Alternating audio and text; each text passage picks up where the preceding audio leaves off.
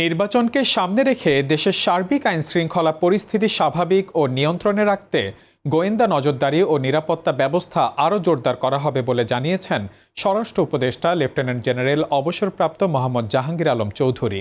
আজ স্বরাষ্ট্র মন্ত্রণালয়ে আইনশৃঙ্খলা সংক্রান্ত উপদেষ্টা পরিষদ কমিটির ১৯তম সভা শেষে তিনি বলেন, যারা নির্বাচন বানচালের চেষ্টা করবে তারা ব্যর্থ হবে এবং এ বিষয়ে আইনশৃঙ্খলা বাহিনীকে কঠোর নির্দেশনা দেওয়া হয়েছে।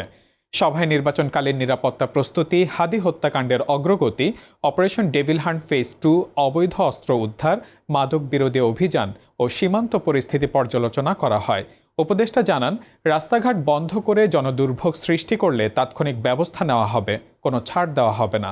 নাশকতাকারীরা যাতে রাজনৈতিক কর্মসূচিতে অনুপ্রবেশ করতে না পারে সে বিষয়ে দলগুলোকে সতর্ক থাকার আহ্বান জানান তিনি। ডেভিল হান্ট ফেজ 2 অভিযানে এখন পর্যন্ত ১৪,০০০-এর বেশি গ্রেপ্তার এবং বিপুল অস্ত্র ও মাদক উদ্ধার হয়েছে বলেও জানান স্বরাষ্ট্র উপদেষ্টা।